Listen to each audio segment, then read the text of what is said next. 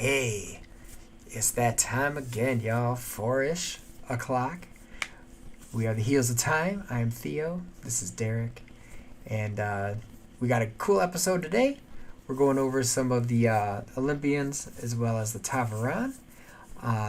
Should be an interesting perspective.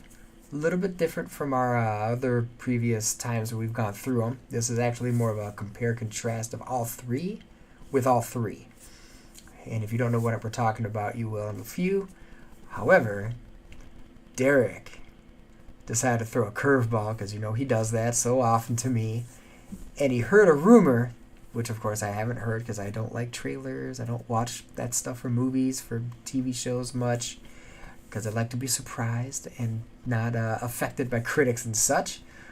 However, Derek heard something and he wants to have my take on it. So this is a total surprise, so take it away, D. Yeah, well, it looks like there's some signage for Season 2 Wheel of Time. Get this. You know how in Season 1 they have channeling, but they show white threads of the power, or they show kind of black, corrupted, presumably, threads of the power. It's not clear if the black just represents the male half, or if the black represents the corruption, right? It's not really clear. But that's all we have, black and white.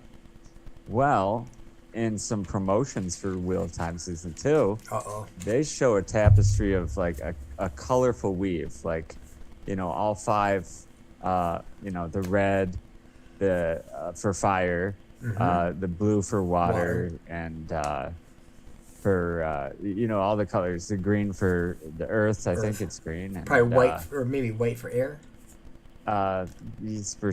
Something like that, and then spirit. Or spirit, whatever. Yeah. So we have the differentiation colors there. Yeah. Okay. So that's very cool. And I wonder how they're going to present that if they started Season 1 with black and white. And maybe this could have been a long game plan, or it could have been budget restrictions, because those kinds of special effects take its toll. That's Because I remember it's whenever you do a new special effect, not even necessarily how good it looks, but this did look good. Like, for example, they didn't really know how to do mirrors back in the day. So when they did Silver Surfer in that Fantastic Four, like every second they had him on screen cost like $1 million. Yeah, it was ridiculous. I remember that. I don't know if you were, but it was a crazy amount of money, so they minimized the time. Exactly. So I don't know if it's one of those deals or what, but here's the other thing, and this is the idea. So what if you think about an infant? And they say an infant starts to see in shades of like black and white first. Sure. And then the first color they see is red. And after seeing red, eventually down the line, they either see yellow or green. Which makes sense. Roy G. Biv, right? Right. Before eventually seeing like the blues and purples. So, and orange and brown pops up along the way later down somewhere too. So with that thought, they could do something kind of like that. They did something like this in WandaVision, where the show started black and white. And then you see like a little toy airplane sneaks in, and it's in color. And what color does that happen to be but red? So just like an infant. And then they went full color. So what are your thoughts on that? And that's just all speculation. But it does appear there will be colored weaves. So anything you have to say on the topic? Yeah, it's an interesting one. So the business side would say, I think we talked about this actually with our covering of the trailer last week. Hey, Theo, are you able to boost your mic level just a little bit? I knew moving it was a bad idea, bro. I will take the blame, audience, for Theo's audio today. I had an idea, didn't work out very well. We tried it and thought I got it back, and so is it still kind of quiet? Because I have it up all the way. again. No, it sounds better. It sounds better now. Go. I just have to lean in. All right, you guys get to see like my full features. Don't yell too much at the beard for the gray. But we talked about this last time. Was budget, right? COVID, how much time, reshoots, and just the plethora of setbacks that everybody had, not just Wheel of Time, but in a lot of episodic filmings, or even just straight movies. So it could have been a time constraint, not necessarily budget. That's one. And then good point. As everything gets ramped up again, and COVID is, I mean, not necessarily down, but it's more manageable, and we understand a little bit more about how to work together or separately, depending on, like this would be, virtual. So that's a possibility that they always intended it to be separate, but it would have taken too long and just couldn't have done it. So that's my Fair one enough. aspect of it. Got it. Now the second aspect, I could say, I think the black. Okay, this is again speculation. You wanted my knee-jerk reaction. One, Right. budget time, got to get it out. What's going to take a hit? The special effects, or at least the quality of them. Makes sense. Yeah. Now, flip side, let's take a devil's advocate and say they always kind of wanted it like that. What did they have to show? They had to show some weaves, right? Nature of the beast. We know as readers / if you've never seen the movie or read the books, if you've read the books, you kind of understand the different weaves or maybe have a little bit different flow. But we never actually, as far as I can remember, and you can correct me, we don't say, hey, Moraine just did this crazy weave and I see the pattern. They don't really do that, right? In the books. Per se. Actually, big spoiler. There is a very specific time that you do. And I don't remember that one. It's book 9 and 10. And what do I mean book 9 and 10? Well, I'm going to remind everyone that's already been through everything that Crossroads of Twilight and Winter's Heart are basically the same story from different points of view. Perspectives, yep. And it drives a lot of Wheel of Time fans nuts, right? That they went and did that. Oh, it's kind of cool, but that's okay. Do you remember what happens in those books? Well, I won't. Just tell me, bro.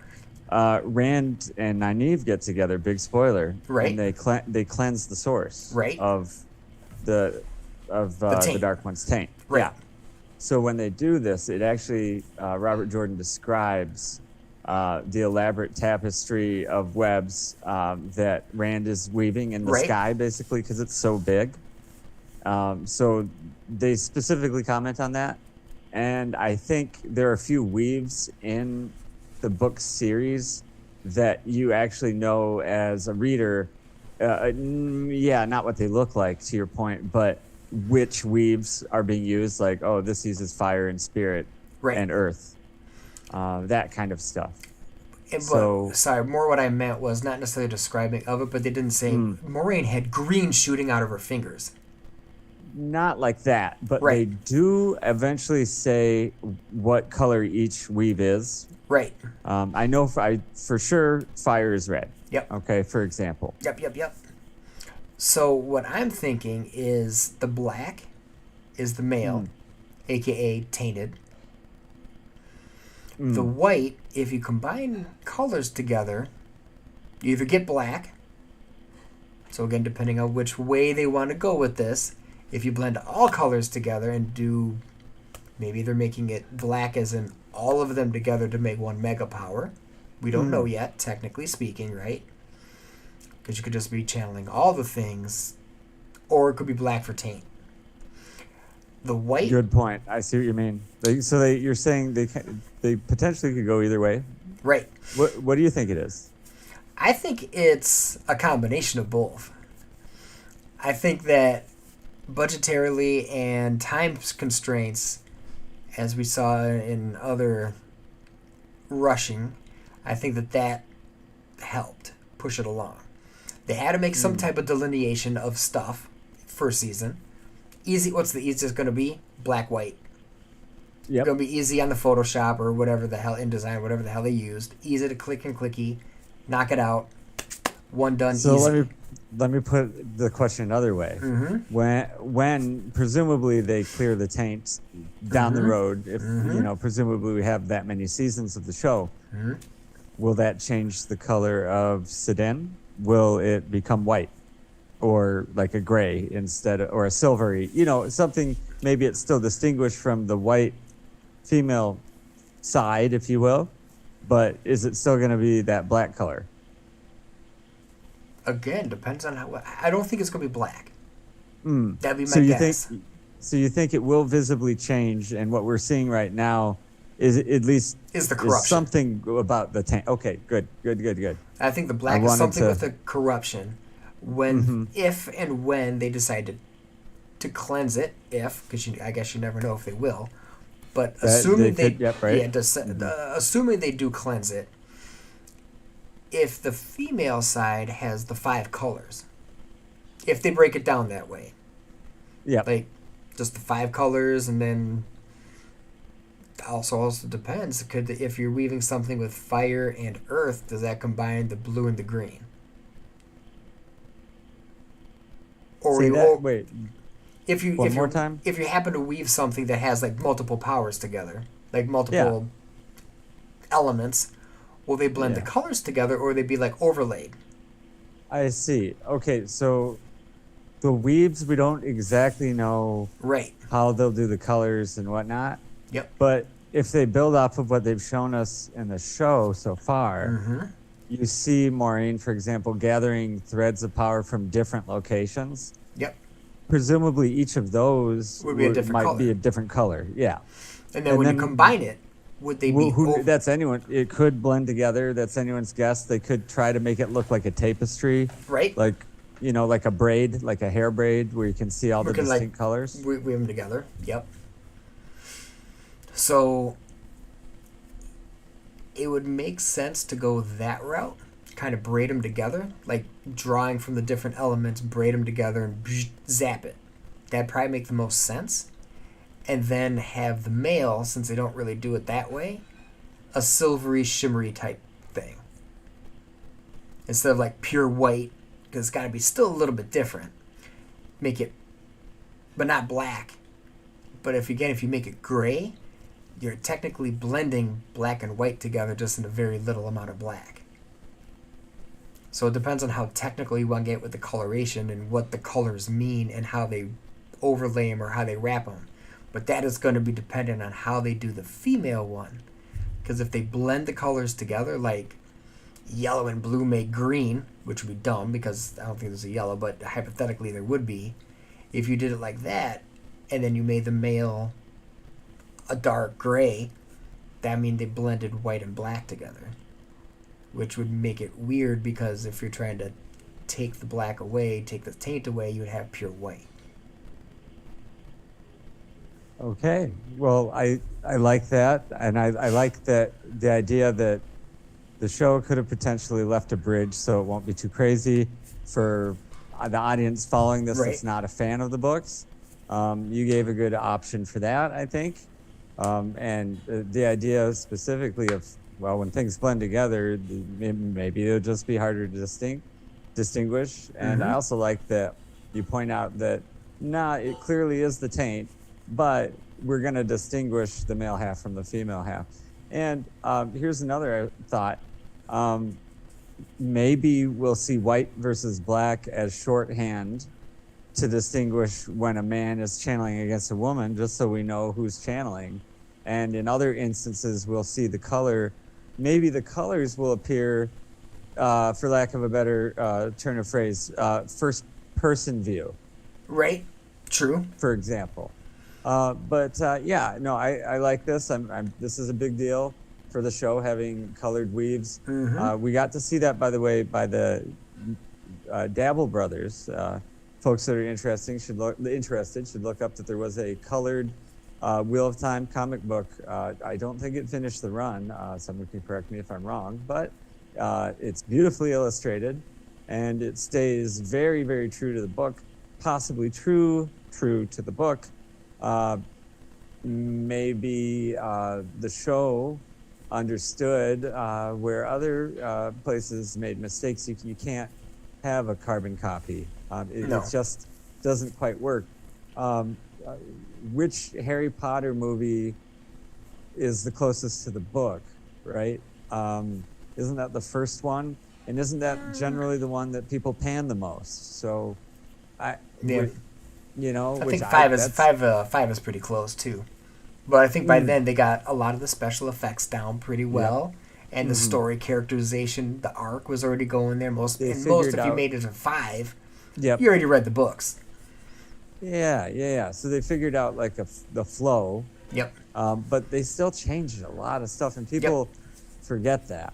Oh, hell yeah. So, yeah, most definitely. So I challenge anyone to either listen to the audiobook or read through the series on a weekend or a week as fast as you can, so that it's all fresh in your mind, and then go watch the movies. Or, book, movie, have a binge, and you'll be surprised, I think. Mm-hmm. So with that, enough about the news of the day, so to speak. The rumor. The last time, if anyone joined us late, the Weaves in Wheel of Time Season 2, it looks like they're going to be having color, or in some kind of way they're going to introduce it. And my pet theory would be that as the novices, since we're going to be introduced to Elaine now for sure, we've seen pictures of her, possibly fleeing the tower with Leandrin maybe, because she's holding a lantern. It's at night. She's in the novice outfit. But at any rate, what we get from the novice experience, Theo, would be what do novices have to learn? They have to distinguish the threads of the weaves. Right. So wouldn't it be neat if, as the novices learn, the audience learns? So that would be another way to do it. That is true. So don't want to beat that dead horse. Nah, it's onto our stuff. So let's move on to the meat and potatoes of the day, as it were. All right. So let's try to keep the tennis volley as best as we can go. Sweet. We're middle-aged dudes, so distractions are real. We have, but what is today's topic? We're talking about the three. Could I call them the three prime Olympian gods, or the three brothers? The three bros. The three brothers. So we're talking about Zeus. We're talking about Hades, and we're talking about Poseidon, not necessarily in that order, but these guys, we're going to talk about what they represent. But what does that have to do with Wheel of Time? Well, we're going to see that there's probably quite a big bit to do with the Wheel of Time. Specifically, in another episode, we discussed that Tver is some kind of Norse Proto-Slavic word for gods. So we have Taveran, must be the gods running around the Wheel of Time, don't you think, Theo? Yeah, so we addressed that one already. Yeah, so why don't you start, pick your favorite, or leave your favorite for last, or flip a 3-sided coin. Oh boy. And it doesn't matter. Because we're going to talk about all three anyway, and Derek's like, what do you mean by all three, and why all three, if audience is wondering. So, Zeus, Hades, Poseidon. Cool. Then we have Rand, Matt, Perrin. Okay, right. Makes sense, right? You would think 3 and 3. One is one, one is the other, the third is the other. Not quite. So instead of making Mega Man, aka super awesome, unbelievable, overly powered, crazy, super mega human, meta human if you want to call him, like Mega Rand, I don't remember what he was maybe going to be called, but if you had a Mega Rand that had all three of these gods essentially into one,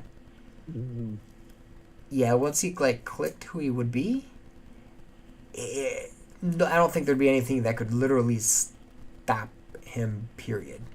I don't even think the Dark One would even be able to hold weight against, because it'd be almost impossible. In my mind, if you look at those three main Olympian gods, if you combine them into one, you wouldn't really be able to withstand it. You'll say, who is Zeus? Okay, he is literally the king of the gods, right? Right. So he is essentially the sky god for Greece. Right. He's the thunderer. He brings the pain with the lightning bolts. The head honcho. The head honcho. Well, you could also say, well, Hades, okay, it's his brother. god of the underworld, and not necessarily the underworld as we see fit. It's literally everything under the earth. So it's the underworld as in under earth. And there's there's distinguish there, because yes, he has the souls and all the little different areas. Yes, that's true. But you got metallic ore, that's him. You got grain and stuff, that's, you could also say that would be him. So he's mega power of the earth, so to speak. And then you got Poseidon, the third brother. Yes. And he's got power over the water. Huh. So now you'd have someone earth, sky, water all together into one. I don't know if there's legit any culture that put them all together. I think they at least split 2 out of the 3, if not all 3, into 3 different deities. Well, yes. Unless you're on purpose. And there's obviously the big American exception. Faster than a speeding bullet. Well, yeah, Superman, but I don't count him as a god. Well, might as well be. And he didn't start out that powerful, though, because that's nuts. And he was also an alien. And he was also an alien. So they had to distinguish that he's not. I see what you mean. But in the Wheel of Time lore, there is such an incredible creature, like of Herculean proportions. But Robert Jordan just knew better not to write that story. And I think it's time to quiz you on your Greek. Man, you do this to me, and I always fail. So you give me some crazy ass obscure shit. No. So Theo, if you're a Greek hero and you're the strongest and most powerful, and you can walk to the lands of the dead and come back unscathed, and you're like, man, nothing can stop this guy. He could probably go up and flip Olympus, right? Okay, well, what's gonna end him then? I mean, probably his hubris. There you go. You hit it right on the head. All right, good. And what happens to lose Theron in the past? Oh, hubris. Hubris. So 100%.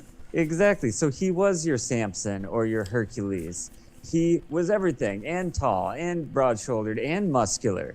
Remember, Rand is tall and broad-shouldered, but he's not bulk like Perrin is. Right. You know? And he's not quick like Matt is. But Luz Theron was all of these things, right? Wasn't he? And handsome. True. Yeah, that's true. Yeah.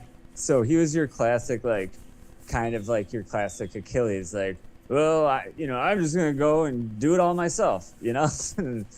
But he had a weakness. So that was his weakness, his hubris. And so he fought the Dark One single-handedly, like you said. Like, oh, yeah, he would be able to. Oh, he did, yeah. And he won.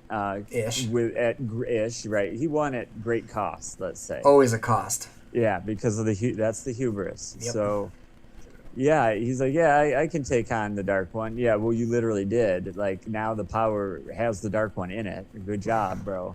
So, so back to our story. Robert Jordan realized, okay, there's only one answer to the weakness of a hero like this, and that's hubris. And I don't want that to be my story. Again. So to speak. So I'm going to have that be the background. And the actual story, we're going to divide it up, which it's not a one-to-one. No. So, for example, aspects of Zeus may not all land on Rand. The main mantle of Zeus. Right. Specifically, I'm going to spoil this one. The main guy that represents Zeus doesn't have lightning bolts. Interesting.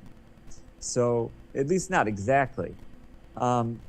But in a roundabout way, actually, we point out that he does eventually get them.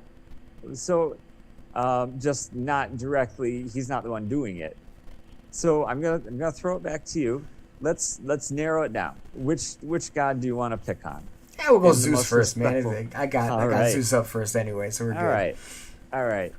Knock him out. Let's start with physical appearance. That's okay. Yeah, go ahead.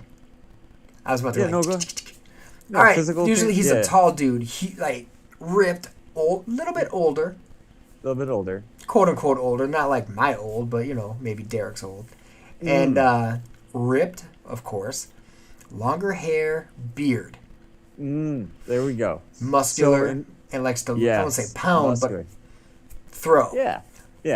And so I hopefully the throw part gave people a hint on who we're going for with the physical appearance. But go ahead. Well, I'll put it this way. Perrin is described as being muscular from working the forge all day. I just had a thought too, so don't let me forget. Okay. And then he's also the tallest person in the Two Rivers apart from Rand. Mm-hmm. So he's larger than your average human, so to speak. And stronger. He grows a big old beard, or he starts with one, I think. But that's a big part of his character. And yeah, he's definitely stronger than your average bear. At one point in the series, he lifts something that, quote, 3 men should have taken to lift. And he wasn't even mad or enraged or anything. Just picked it up. Right. Yeah. So, yeah, I think Perrin definitely looks like Zeus. Okay. I thought of this. What is Perrin? The Wolf Brother? And what is his profession? Oh, blacksmith. I'm sorry. So, now yes, Hephaestus, you could say this is like the Greek god of the forge. So don't say that. But what happens when you strike a hammer to steel on an anvil? Oh, that's like a thunderbolt. Is that what you're... And it creates some sparks too, right? And the sparks, yeah. So you wouldn't say they're thunder or lightning bolts per se, but they're sparks of light flying out. A little bit different, but similarity. Well, he and an Ashaman. By the way, he has a couple Ashaman that accompany him, and they make bolts of lightning. So that also works. But also, and technically speaking, Zeus didn't create the lightning. Hephaestus did. Hephaestus did, right? So he technically didn't manifest them. That's true. So check this out. When one of the Ashaman helps him make a crazy hammer, when he hits Darkhounds with it, and possibly all shadow-related creatures, their flesh is burned, seared, and it makes a flash, I believe, so like a crack. So it's kind of like a lightning-infused hammer in a way, but like kind of like a holy weapon, which that's not exactly the Zeus or even Thor story, but that's a topic we'll have to explore for another day. Yep. I never thought about that before. So, So Perrin seems to have some kind of lightning bolt sources, and he looks like them. So anything else important about Zeus? Like, what about his wife? Can you tell us? Wife is Hera. Yep, wife is Hera, mega jealous. Zeus does get around a little bit, so cheats on his wife quite a bit. And she's mega jealous of that and does not like his trysts. But usually doesn't punish him directly. She'll go after the tristee, I guess you could say. Yeah. Or the family, or makes life difficult for the others. Perfect. So in Perrin, we have Phael, an incredibly jealous wife. And when she's jealous of him trying to mess around with women, she gets, first of all, he probably isn't, unless this is one of these innuendo stories where us as the audience are supposed to be like, oh, he did sleep with Berlain. Hard to say. But if it's on the level, he didn't. And she gets upset when he denies it. He would rather her be like, yeah, what are you going to do about it? Because she wants to go to the woman and approach her and be like, stay away from my husband. So that sounds very much like a Hera. So that's interesting. Now, let me ask you about one more time, and we can go on to the next. I think this will be the way we can end it. Yeah. So Zeus, his domain, right? The sky. In the sky, but also like Olympus, right? Yeah, I mean he resides on Olympus, but his command is the sky. Yeah, and the heavens. So Olympus is kind of like this elsewhere place, kind of. Yeah. Right. Okay. So in the Wheel of Time, Perrin can go into the world of dreams, tell around Riyadh.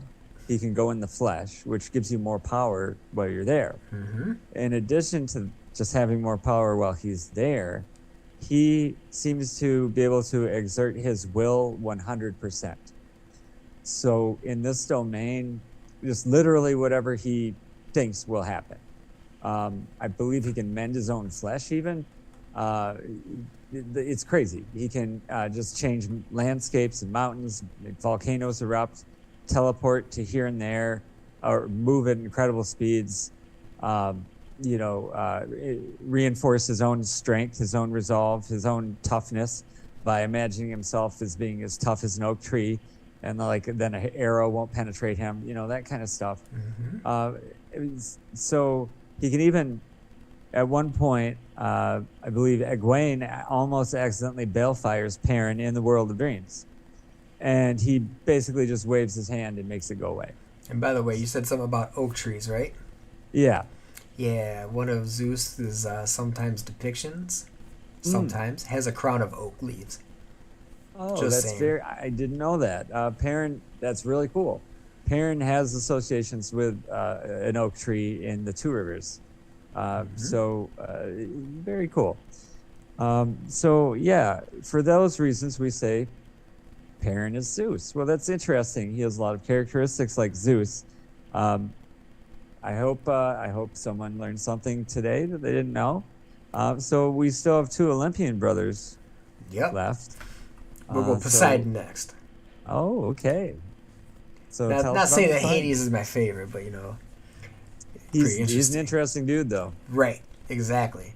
So Poseidon, also big, strong individual, literally Aquaman, Jason Momoa style.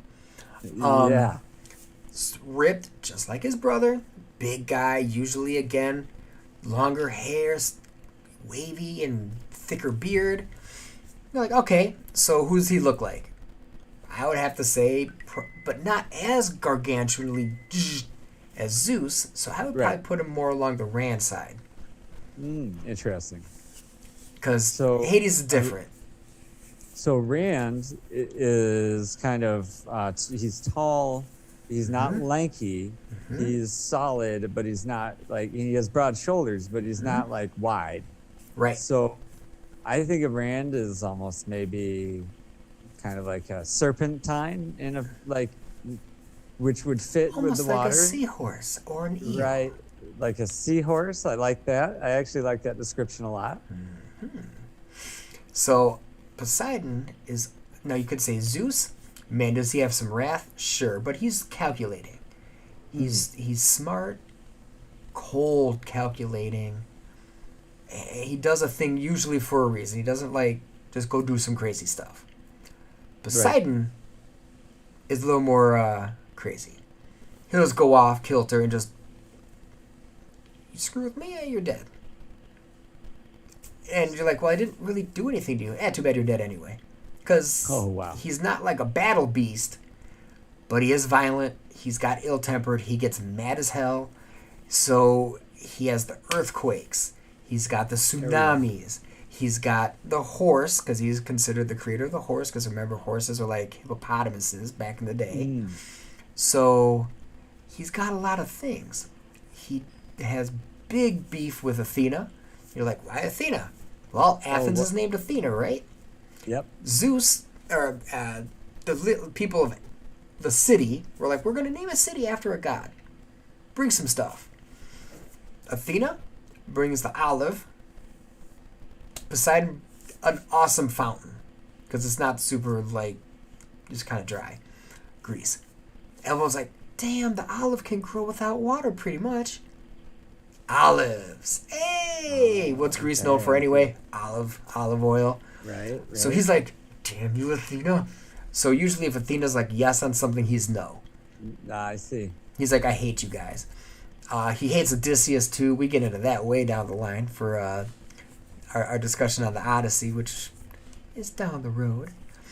But yeah, he crazy. We think it kind of means like husband of the earth. Kind of weird. or probably more like Lord of the Water. Like his name actually goes pre-Greek, so it's Poseidon is just his name, but the actual meaning behind it's kind of gone. Like Zeus, you could actually transliterate it to almost like God. Yeah. Poseidon, you kind of can't. So More obscure. yeah, way more obscure. Let's segment this. Let's stop Do it. You mentioned some of his powers. Mm-hmm. You didn't, and you mentioned that he brought us. Did you say he brought a spring into Athens, right? Yep. But it's not called Poseidopolis or whatever. Yeah. Poseidopolis, yeah. So it's called Athens. So he lost. Yep. Well, what does Poseidon have to do with Rand? People are probably wondering that read the book. They go, well, this isn't a swashbuckling adventure. There aren't many boats. We don't go to Davy Jones' locker. Well, Rand's people are the Aiel. They come from the waste. What is the waste? Well, the waste is a desert. We also call a desert an ocean of sand. So that's Poseidon. It's a little juxtaposition, but it's a dry ocean, but it's an ocean. So what are Aiel known for in this series? They're known for being able to outrun horses. Well, that's interesting. Mm-hmm. So you're telling me these are people with a spirit of a horse.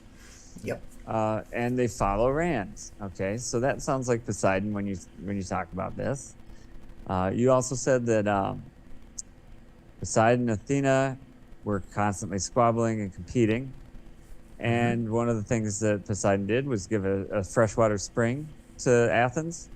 Well, Rand, in the Aiel holy land of Ruidian, he brings about a freshwater spring into a fountain that had been dried up for a long, long time.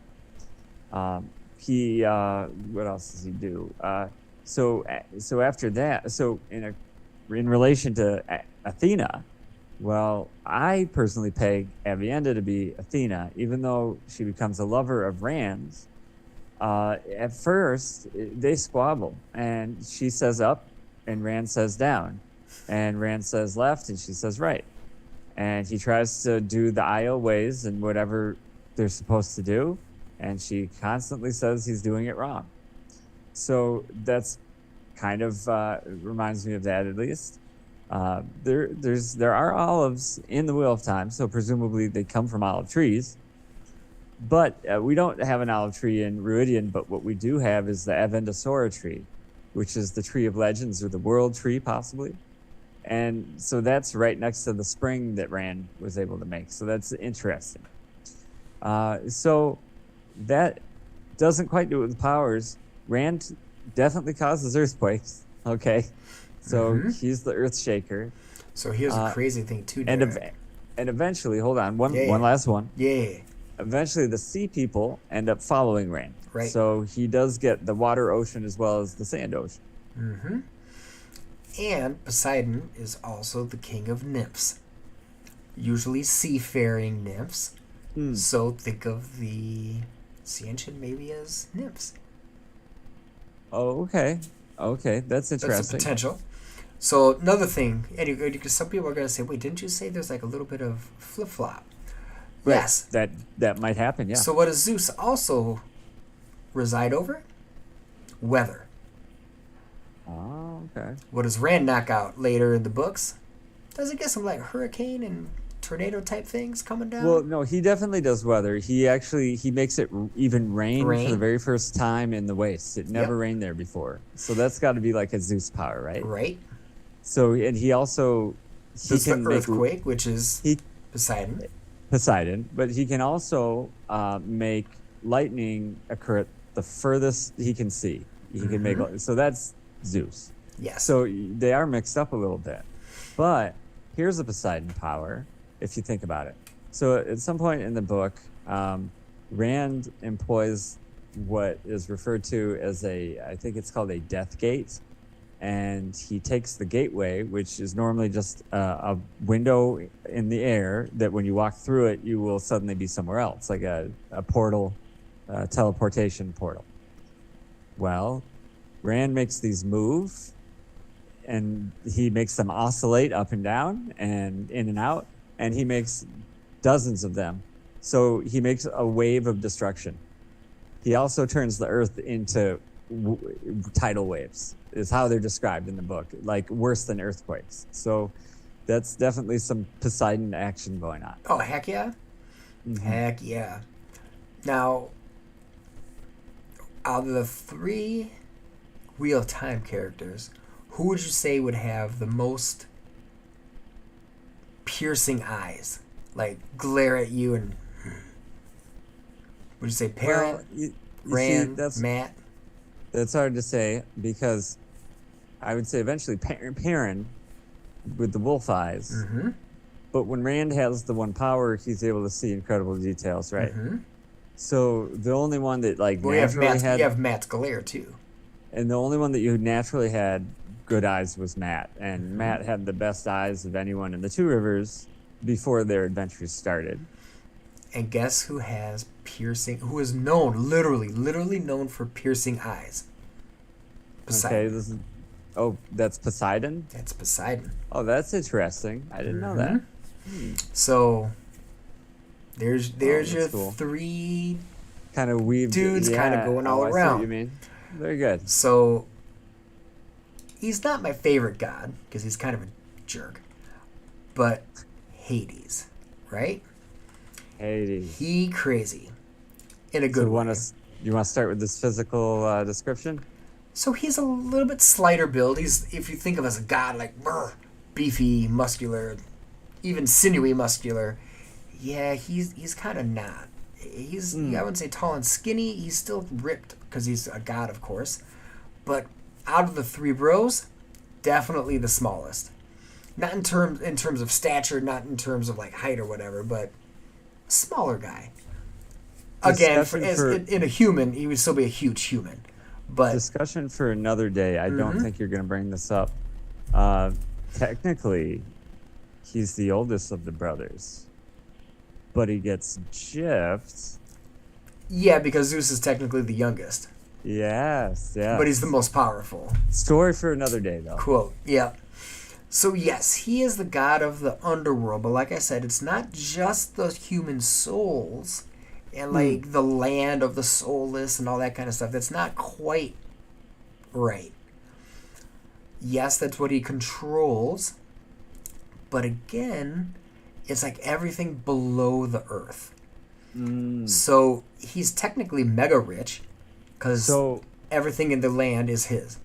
So you're saying, yeah, there's some metaphysically separate realm somewhere that we call Hades, and that's his place. Right. But literally, the stuff that you find in the ground is his.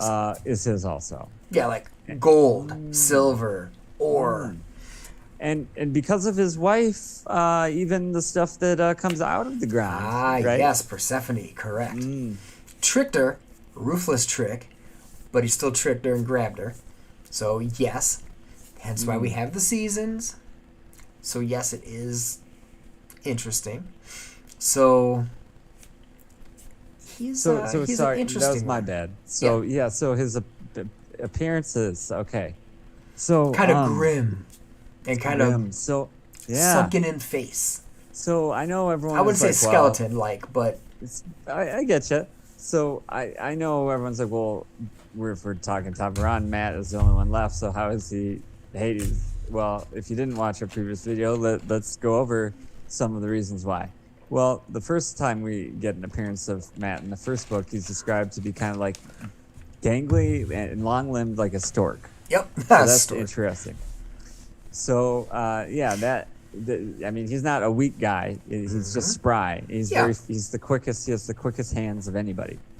So, he has the best eyes of these guys, but he's good at mischief. He's good at disappearing things. So disappearing, interesting.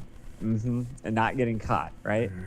So the biggest kind of like wink and nod, I think, though, is the fact that even though this isn't what Hades looks like, at one point Matt gets this ruby-hilted dagger, right? And boy, he gets thin to the point where he basically looks like, skin pulled tight around a skeleton. So he's Mr. Skeleton Man, like Jack Skellington or something from Pretty much. Nightmare Before Christmas. So I think we have him on the physical appearance. So we want to move into the powers Yes. of Hades. So, yeah, he's a shepherdish type individual if you want to look at it from the perspective of the soul type thing. That makes sense. Looking over the souls, yeah. He is a puppy, and I say that with a jest because it's Cerberus. The Nice. three-headed mega dog that literally guards the entrance to the underworld for the souls. He is usually has a helm. It's called the Helm of Darkness, and or the Cape of Invisibility. So darkness, as in, makes himself like, I would say a shadow figure, but very difficult to see. Flip side, if it's the Cape of Invisibility, it's literally like the Harry Potter, put the cloak on and now you can't see me. So when you say Matt is good at making things disappear, Yes. there you go. As we know, Matt's extremely lucky. He finds a lot of stuff. He's got his crazy staff thing, which Poseidon and Hades have. One is a trident. The other one is what do you want to call it? A trident? Yeah, kind of like a trident because it's got it's like a prone fork. It's got two prongs on it instead of three, so whatever. It's like Poseidon's trident, but only with two. Take out the middle, and that's what you got. So, ironically, doesn't Matt have an instrument? Potentially a horn? Matt has a horn, yes. Yeah, guess who else has a horn? Pluto has a horn. You say, who's know Pluto? That's Hades in Roman form. And it's usually with the cornucopia, which is like a thing with a lot of like bounty. Hence, very cool. You have the harvest. He's not a harvest god. That's more Persephone style. But because her mom's Demeter, we're going into like depth here. We don't need to. But that's why we have the season change. That's why we have the stuff. But guess what you plant? Oh wait, you plant the seeds in the ground, right? Right. So he's always got food and such. And the cornucopia can be known as what? The Horn of Plenty. Oh, that's very cool. Well, Matt definitely has the Horn of the Lear, and he's able to summon what heroes? Oh, dead heroes? Yeah. Oh, okay. The grave is no bar to my call. Yeah. So he's able to do that. He's able to get as much gold as he needs whenever he wants. That's a mineral from the ground. Yep. He's a juxtaposition here possibly, but at one point in the story, he eats enough food for I think 3 men at a time, something maybe 10 men at a time, and he makes 6 chickens disappear. So whole chickens. So maybe they're the smaller kind, but still. So that's pretty funny. And they described that only bones were left of the chicken, so that reminds me of like a decaying kind of scenario.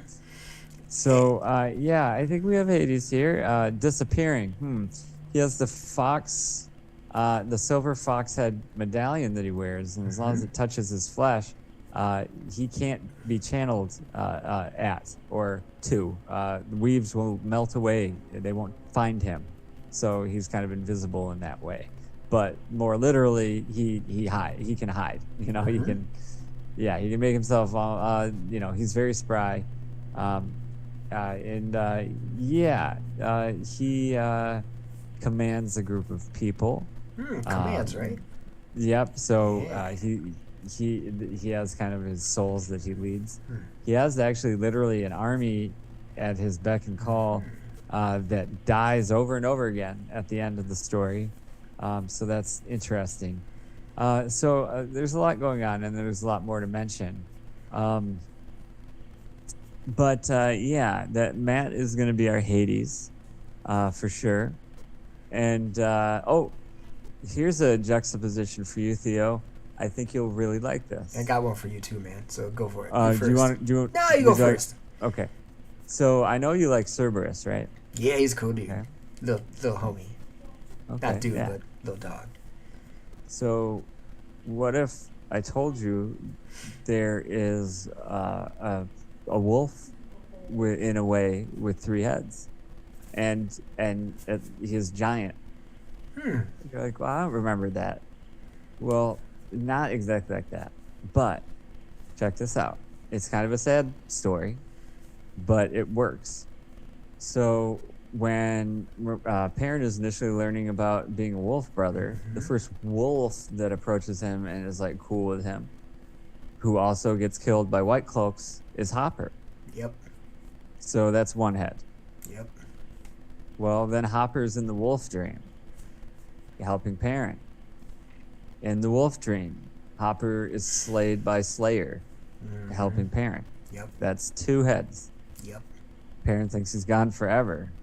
In the last battle, when the Horn of Valir is played, Dun, dun, Hopper dun, comes dun. back for the third time.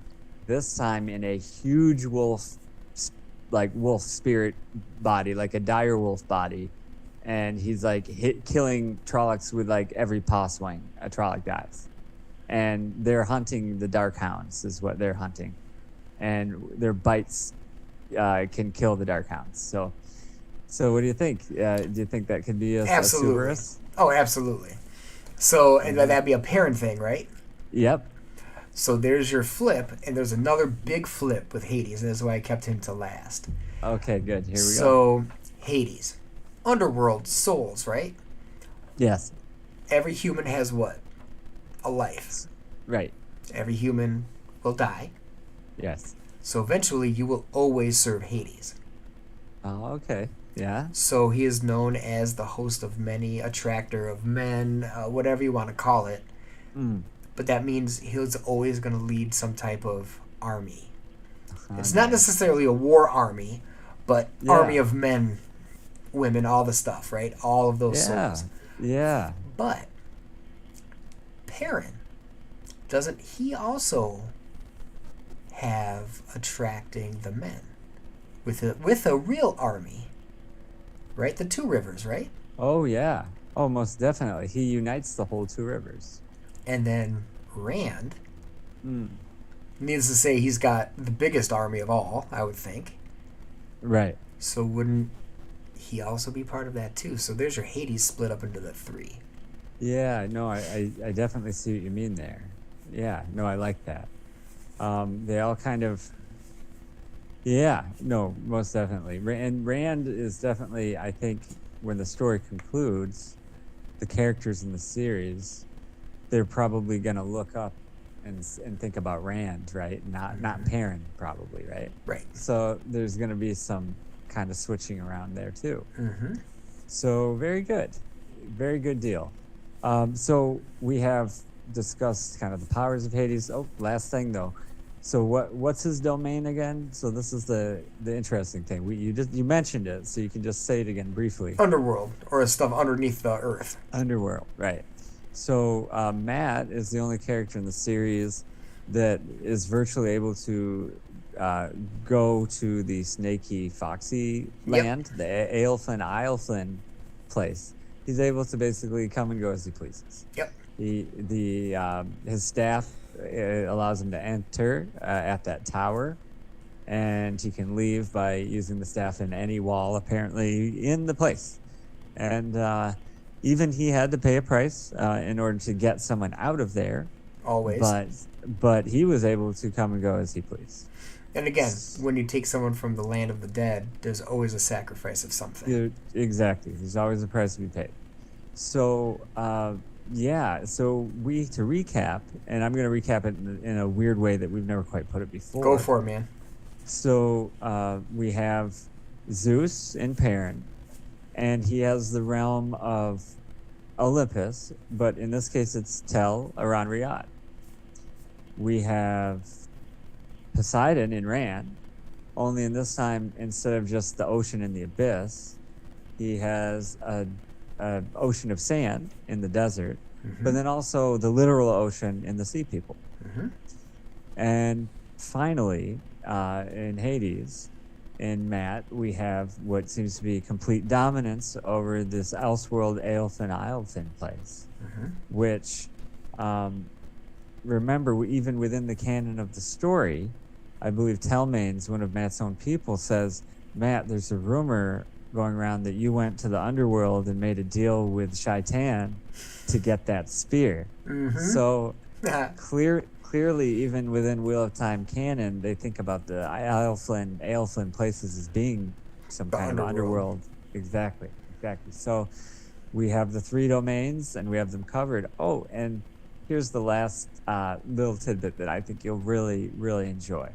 A long time ago, you told me that, well, what about Earth? The 3 brothers all kind of get Earth, right? They all kind of get it divided up. Well, at the end of the series, Rand has the, the north and the east of the land. That's his. The Shanshan have the south and the west. Oh, does that spoil things? No, because guess who controls the Shanshan army at the end of the series? Matt. And what's the one piece of independent territory left that is not part of this coalition? The 2 Rivers, which is pledged to Lord Perrin. So there we go. The 3 brothers control their 3 aspects completely, and then they each get a piece of the map carved up. Yep, each get a piece of the pie. And by Earth, what Derek means, not the actual Earth, the realms of Earth. Because the brothers literally kind of rock, paper, scissors for it, and who gets sky, who gets the water, who gets the underworld. Hades drew the bad stick, and he actually bad stick. Some could actually say it's the better stick, but depends on how you want to look at it. Yeah, he's kind of, and that's kind of a juxtaposition because Matt, in his role, he's stuck there. Right. Okay. Same as Hades. Same as Hades. And in his role, they're going to constantly send assassins after him to try to take him out. Yep. So death is constantly around him. Yep. Wherever he goes, he's going to have to kill people for the rest of his life. So, interesting. But also, it's weird because Perrin is kind of trapped in this little backwater place. Yep.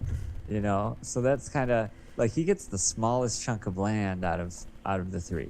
Yep. So he kind of gets the short end of a stick in a way. But like you say, it's just in a way because it's yeah, but if you want to be in the 2 Rivers, I mean, it's kind of that cliche Twilight Zone where here, sit a spell, have a lemonade, put your feet up. Yep. And time just goes by differently. Yay, if that's your thing. So, audience, what do you think? Did you follow us? Did you track with us? Did you see the manifestation of the 3 Greek Olympian brothers in the Wheel of Time? Do you understand where we're coming from? Do you feel that you have fables or famous stories that you found when you read the Wheel of Time and you said, hold up. No. Maybe they're not Zeus and Poseidon, Hades. Maybe they're, the 3 Little Pigs or something like that. I'm being a little bit silly, but I'd like to hear that one. So I think we hit this one on the head pretty hard. Yep. Beat that horse or whatever. Anything you want to say? No, I was hey, I was going to say, if you weren't going to say it, if you disagree with us, we'd love to hear that too. Absolutely. Because we like to hear what you guys would have to say and do a little debate and maybe see things from a different perspective. So if you got an idea or you disagree with what we have to say, awesome, let us know. But you got to like and subscribe us, though. Thank you. That'd be very good. So, and thank you for at least coming this far today. But if you came this far, like and subscribe as well. We'd really appreciate it. So we've come to the end today. Hopefully we'll have video games next Thursday on Twitch. So please look for that. It's usually around 7 or 8. And join us here next Sunday around 4 o'clock. Where we discuss mythology that we find wrapped and woven into the Wheel of Time. There you go.